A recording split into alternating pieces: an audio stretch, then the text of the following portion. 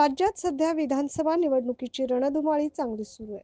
पक्षातील प्रमुख नेत्यांच्या मतदार संघनिहाय सभांची घोडदौड देखील सुरू असल्याचं पाहायला मिळत आहे. महायुतीचे उमेदवार किशोर जोरगेवार यांच्या प्रचारार्थ उपमुख्यमंत्री देवेंद्र फडणवीस यांच्या प्रमुख उपस्थितीत सभेचं आयोजन करण्यात आलं. यावेळी चंद्रपूरमध्ये विकास कामांसाठी 235 कोटी रुपये मंजूर करून घेतले असल्याचं उपमुख्यमंत्री देवेंद्र फडणवीस यांनी सांगितलं.